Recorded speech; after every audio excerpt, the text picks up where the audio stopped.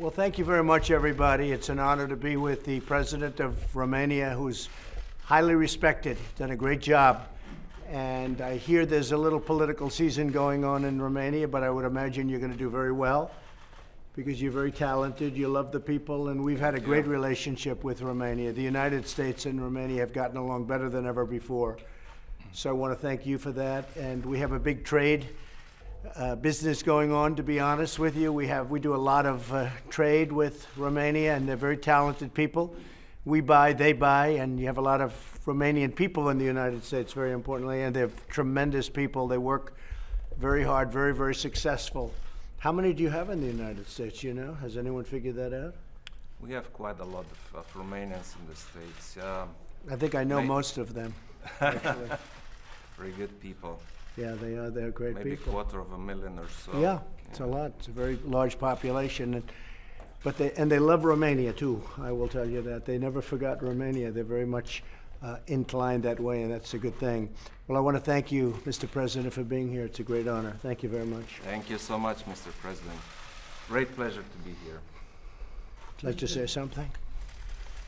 Yeah, I would just underline that it's great to be back here with you, Mr. President, and now we have the opportunity to talk about our very good strategic partnership, and under your strong leadership we progressed and we will continue doing so. This is very important for us, and I think we are on the right path, and I thank you for that. I think we are on the right path. A lot of interesting things happening also in your country, but we appreciate the trade. And we're going to have a big meeting in a little while after this. We're going to have a private meeting, then we're going to have a meeting in the cabinet room with a lot of your officials. Yeah. And we look forward to that. Yes, any questions, John? Mr. President, what sort of contingency steps or plans is the White House thinking about to stave off any kind of economic slowdown? We've heard that there's been some talk of a payroll tax cut kicked around, some other tax cuts. You've been talking about a cut in the Fed rate, quantitative easing. What are you looking at? Well, I'd like to see a cut in the Fed rate because that should have happened a long time ago. I think they're being very tardy in not doing it and not having done it sooner. They raised too quickly, and I've been quite vocal on that. They also did quantitative tightening, which was ridiculous.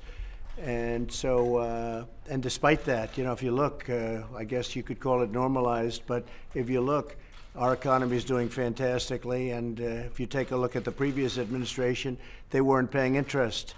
They had no interest rates. They had loosening, not tightening.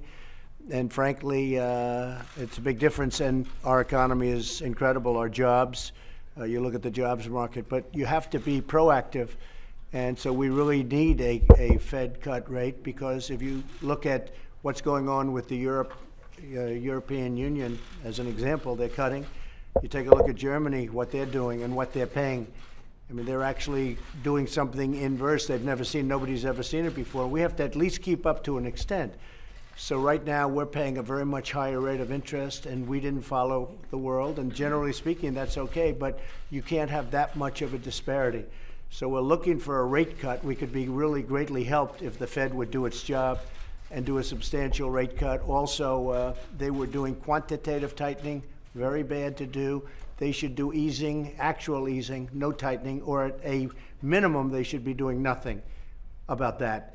But they have to do a rate cut. The other thing is, we're looking at various tax reductions, but I'm looking at that all the time anyway, tax reductions. That's one of the reasons we're in such a strong economic position. We're right now the #1 country anywhere in the world by far as an economy. Europe's got a lot of problems, and Asia's got a lot of problems. You look at China, China's had the worst year they've had in 27 years, and they want to make a deal with us, but I can tell you I'm not ready to make a deal unless they're going to make the right kind of a deal. I'm not ready to make a deal, so I don't know, but I will say this, something will happen, maybe soon and maybe a little bit later, but China very much wants to make a deal. What kind of tax cuts would you look at?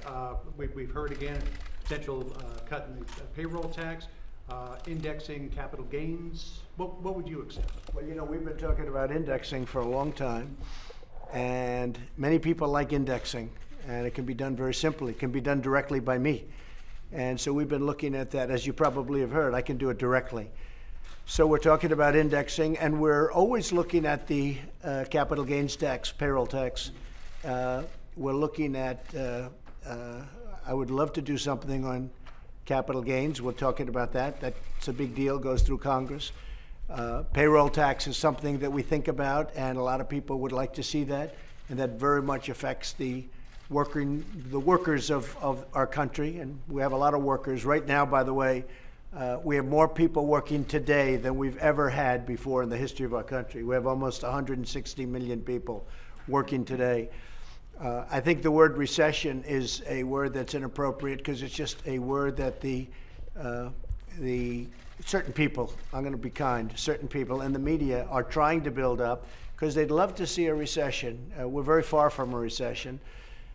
In fact, if the Fed would do its job, I think would have a tremendous spurt of growth, a tremendous spurt. The Fed is psychologically very important, less so actually, but very psychologically important. And if the Fed would do its job, which it's really done very poorly over the last year and a half, you would see a burst of growth like you've never seen before. And that would be lowering interest rates and maybe putting some if you look at what China is doing, if you look at what Germany is doing, if you look at what so many countries are doing, putting some money in because we want to compete with these other countries. So I think that we actually are set for a tremendous surge of growth if the Fed would do its job. That's a big if, frankly. But the Fed should be cutting, and I would say they should say at a minimum 100 basis points over a period of time, not at one time, but over a period of time. Mr. President, can a country afford tax cuts when we're already running? Well, I'm not talking about doing anything at this moment, but indexing is something that a lot of people have liked for a long time, and it's something that would be very easy to do. And a lot of people have been talking about indexing for many years. And it's something that I am certainly thinking about. I can say that a majority of the people in the White House at the level that does this kind of thing, they like indexing. So it is something I'm thinking about. Payroll taxes, I've been thinking about payroll taxes for a long time. Whether or not we do it now or not is, it's not being done because of recession, because we are legitimately, if we had a cut in interest rates by the Fed, if they would do their job properly, and if they would do a meaningful cut because they raised too fast, you would see growth like you've not seen ever in this country. Now, if you go from the election, that great November 8th date, if you go from November 9th to present, you're talking about almost a 60% increase in the stock market. You're talking about unemployment numbers that are the lowest in history in many categories, and overall almost the lowest ever in the history of our country. I think it was 1969, and we are set to surpass that number. I mean, our country is doing very well. When I spoke to the president, we were just walking in, and he said, "Congratulations on the great success of your economy and your country," and I appreciated that, but our country is doing very well. Mr. President, would you agree strengthening American military forces in Romania? Well, it's one of the things we'll be talking about today. I assume you might be bringing that up, but it's something we'll talk about. Mr. President, next year you host the G7. Would you like to have Vladimir Putin back in the G7, make it the G8 again? So it was the G8 for a long time, and now it's the G7. And a lot of the time we talk about Russia. We're talking about Russia because I've gone to numerous G7 meetings. And I guess President Obama, because Putin outsmarted him, President Obama thought it wasn't a good thing to have Russia in. So he wanted Russia out. But I think it's much more appropriate to have Russia in. It should be the G8 because a lot of the things we talk about have to do with Russia. So I could certainly see it being the G8 again, and if somebody would make that motion, I would certainly be disposed to think about it very favorably. But as you know, for most of the time, it was the G8. It included Russia, and President Obama didn't want Russia in because he got outsmarted. Well, that's not the way it really should work. Mr. President, 3 years ago you said that including Romania in a visa waiver program is a subject that should be discussed. Yeah. In this meeting, will you discuss We've spent a lot of time on it. We've spent a lot of time discussing it already. Our countries have been discussing it, and we're taking it up today at a very important meeting right after this meeting. Do you like the idea? It sounds like you like the idea, right? The waiver, do you like the idea? Okay. No, it's something we're thinking about. Mr. President, on Venezuela, is the White House in contact with the Maduro regime? Yes. Number 2, Cabello. Well, we are in touch. We're talking to various representatives of Venezuela. We're helping Venezuela as much as we can. We're staying out of it, but we are helping it, and it needs a lot of help. It's an incredible tribute to something bad happening, and the something bad is socialism. And it's amazing because 15 years ago it was one of the wealthiest countries. Now it's one of the poorest countries. It has oil reserves, has a lot of things going, but it's a very sad thing what's happened. They don't have water, they don't have food, and we are helping a lot. We are talking to the representatives at different levels of Venezuela, yes. I don't want to say who, but we are talking at a very high level. What's the status of the trade deal that you want to seal with Boris Johnson at the G7? So I spoke with Boris Johnson. I think he's going to be a great prime minister. I think he's going to do a fantastic job. I've known him. A lot of people know that we have a very good relationship. I think he'll be far superior. I think he'll do something that will be I think he's going to be very important for the UK. I think he's going to be very important. Dealing with the European Union, I hate to say this to you, but dealing with the European Union is very difficult. They drive a hard bargain. They're represented by Jean-Claude, who is a friend of mine, but he's a tough man. He's a very, very tough man, and he's a great negotiator. And we have all the cards in this country because all we'd have to do is tax their cars, and they would give us anything they wanted because they send millions of Mercedes over, they send millions of BMWs over. But we're talking to the European Union. We're going to see if we can work something out. But I will say this, dealing with the UK, they have not treated the UK very well. That's a very tough bargain they're driving, the European Union. It's a very tough bargain. And I think that UK has the right man in charge right now, the right person in charge in the form of Boris. And if I could turn to Afghanistan, what is your current thinking on pulling out the United States? Well, we're talking to the government of Afghanistan. We're talking to the Taliban, and we're talking to others. And we're looking at different things. We've been there for 18 years. It's ridiculous. We have taken it down a notch. We're at about 13,000 people right now, 13,000 Americans. NATO has some troops there too, by the way. And we're having good discussions. We'll see what happens. We'll see what happens. Look, it's 18 years. We're not really fighting. We're almost more of a police force over there. It's been so many years, but we're like a police force, and we're not supposed to be a police force. And as I've said, and I'll say it any number of times, and this is not using nuclear, we could win that war in a week if we wanted to fight it.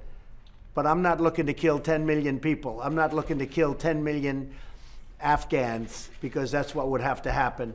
And I'm not looking to do that. But it's a war that has been going on for almost 19 years now. And frankly, it's ridiculous. But with that being said, it's a dangerous place, and we have to always keep an eye on it. Sounds like you'd like to pull completely out if you could. I'd like to look at various alternatives. One of the alternatives is going on right now. We're talking about a plan. I don't know whether or not the plan's going to be acceptable to me, and maybe it's not going to be acceptable to them. But we are talking. We have good talks going, and we'll see what happens. This is more than other presidents have done. But we have brought it down. We are bringing some of our troops back, but we have to have a presence. Yes, Mr. John? President, could you clarify your position on enhanced background checks? After El Paso and Dayton, you seem to be fully in support of enhanced measures. When you were leaving Bedminster, you seemed to suggest that we already do have strong background laws, which a lot of people read as you dialing back Well, we on what do you had have. said. I mean, I'm not doing that to be cute. We have very, very strong background checks right now. But we have sort of missing areas and areas that don't complete the whole circle. and we're looking at different things, and I have to tell you that it is a mental problem, and I've said it 100 times, it's not the gun that pulls the trigger, it's the person that pulls the trigger. These are sick people, and it is also that kind of a problem.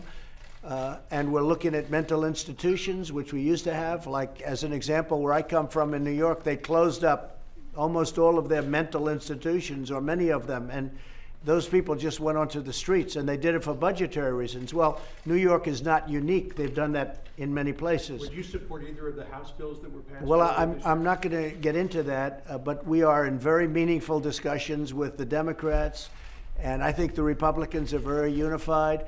We are very strong on our Second Amendment. The Democrats are not strong at all in the Second Amendment. I would say they're weak on the Second Amendment, and we have to be careful of that. The Democrats would, I think they'd give up the Second Amendment. And the people that, a lot of the people that put me where I am are strong believers in the Second Amendment, and I am also. And we have to be very careful about that. You know, they call it the slippery slope. And all of a sudden, everything gets taken away. We're not going to let that happen. For President Iohannis, will you discuss? Yeah, go ahead, please. For President Iohannis, will you discuss the issue of the fight against corruption in Romania with President Trump? Will you discuss this issue? Go ahead. Well, I hope so, because we have good results, and I want to share those with President Trump. What is your question? I was asking about the fight against. So nice to have a question about Romania. Yeah. So I asked you, will you discuss this issue, the fight against corruption, with Romanian? Sure, I will. Sure. Last time you praised. Sure, I will. Of course, I will. Last time you praised. But I think that this is a man that can solve the corruption problem in Romania, and he's made big strides. From what I hear, I haven't been there recently, but he's made very big strides, and I think he's the man that can solve the corruption problem. There are a number of really terrific countries like Romania, but they have a tremendous corruption problem, and I've heard you've made tremendous progress. We did so. Yeah.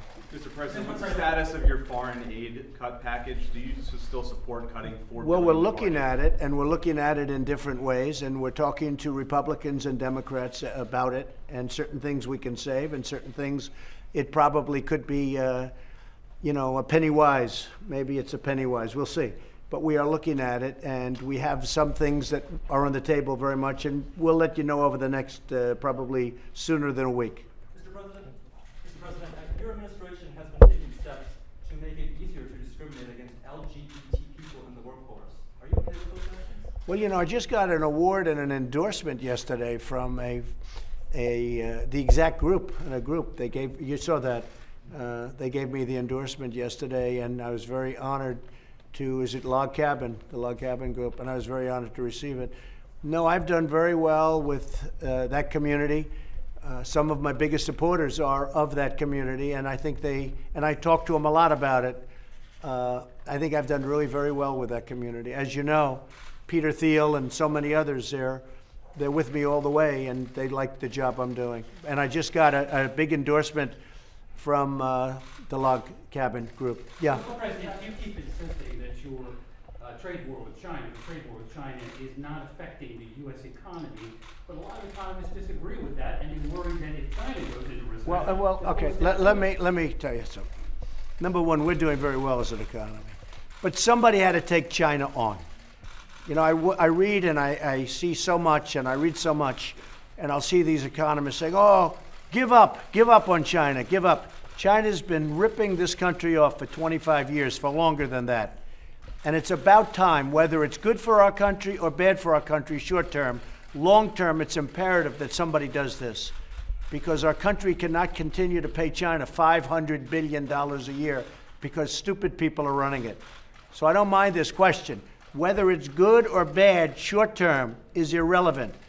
We have to solve the problem with China because they're taking out $500 billion a year plus, and that doesn't include intellectual property theft and other things, and also national security. So I am doing this, whether it's good or bad, for your statement about, oh, will we fall into a recession for 2 months, okay? The fact is, somebody had to take China on. My life would be a lot easier if I didn't take China on, but I like doing it because I have to do it, and we're getting great results. China's had the worst year they've had in 27 years, and a lot of people are saying the worst year they've had in 54 years, okay? And frankly, I don't want that to happen, but it does put us in a good negotiating position, doesn't it? And China wants to make a deal, and that's good, but they have to make a deal that's fair to us. It can't be a deal that's not fair to us.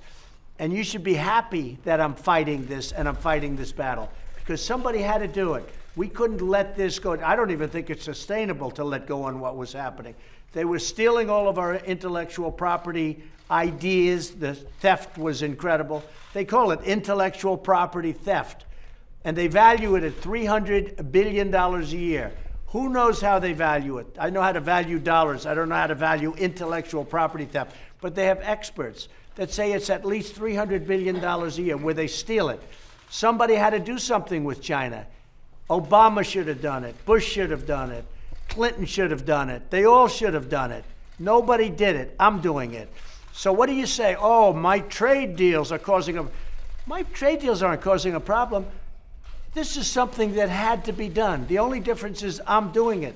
I could be sitting here right now with the stock market that would be up 10,000 points higher if I didn't want to do it.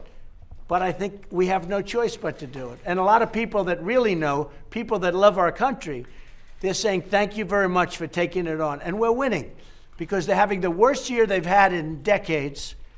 And it's only going to get worse. China's lost 2 million jobs in the last month and a half because they're moving. The people, the companies are moving to non-tariffed countries. They've lost over 2 million jobs in a very short period of time. They're going to lose a lot more jobs. And if I didn't help certain companies, or American companies like Apple, for a very short period of time, I may help them, only till they do what they have to do, which is probably move from China, because this would be a very short term. If I didn't help them, they would have a big problem. Here's the thing. Somebody had to take on what China was doing to the United States economically. We're winning big. I took it on. And it should have been done by previous presidents, but I took it on. And I'm happy to do it because it had to be done. And the smart people say, thank you very much. And the dumb people have no idea. And then you have the political people, and they go with the wind.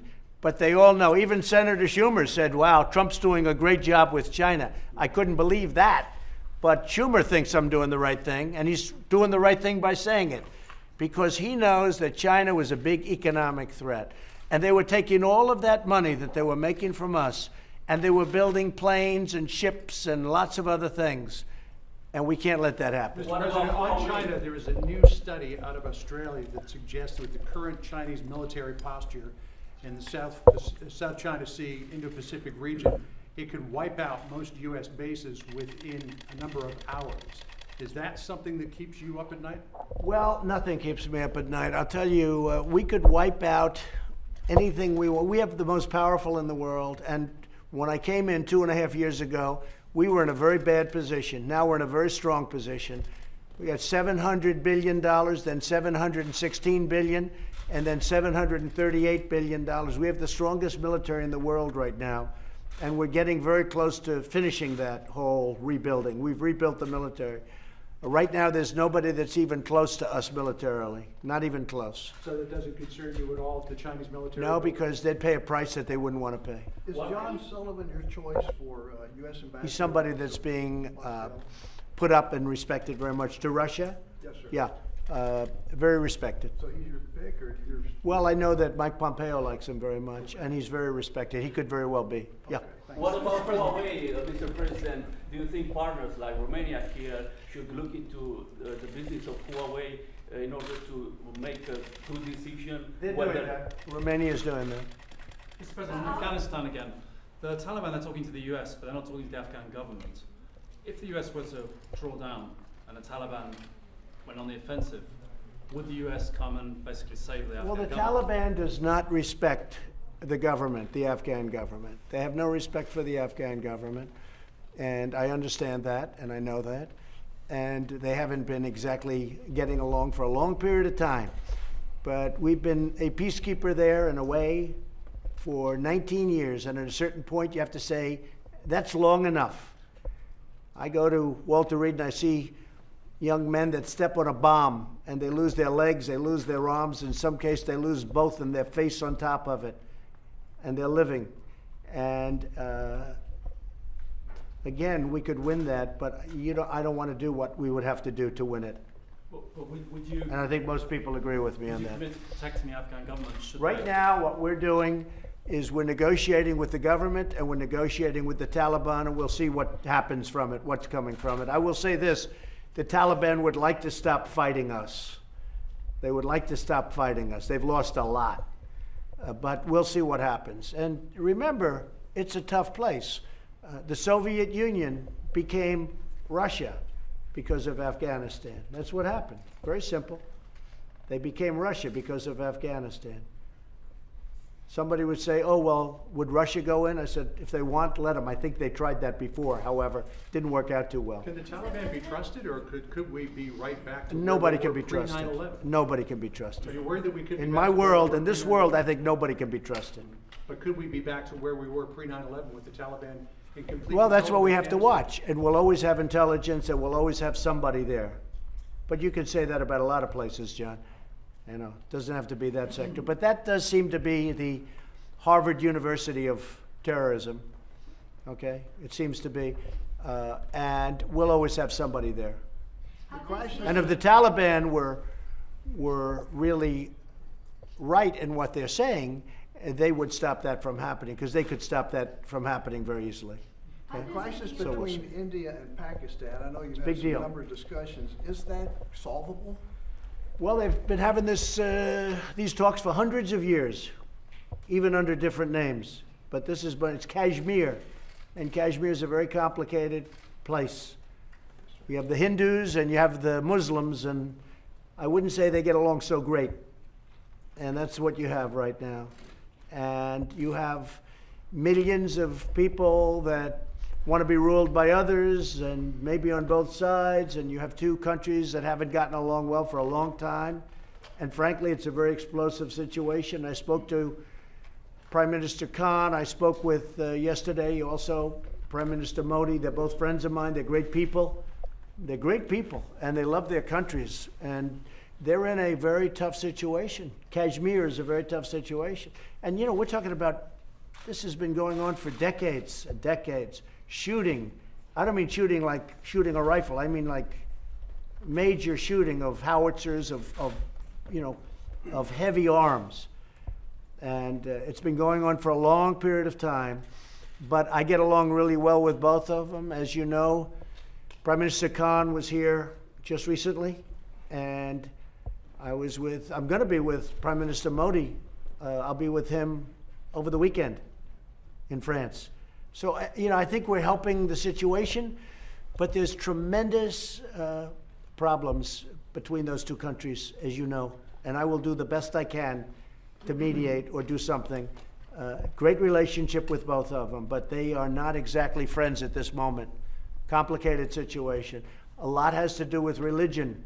Religion's a complicated subject. On Israel, Congresswoman Ilhan Omar yesterday said that the United States should rethink its policy of aid toward Israel after she and Congresswoman Tlaib were denied entry. Congresswoman Tlaib was later allowed to come in, but she decided not to. Should there be any change in U.S. aid to Israel? No, and you should see the horrible things that Tlaib has said about Israel.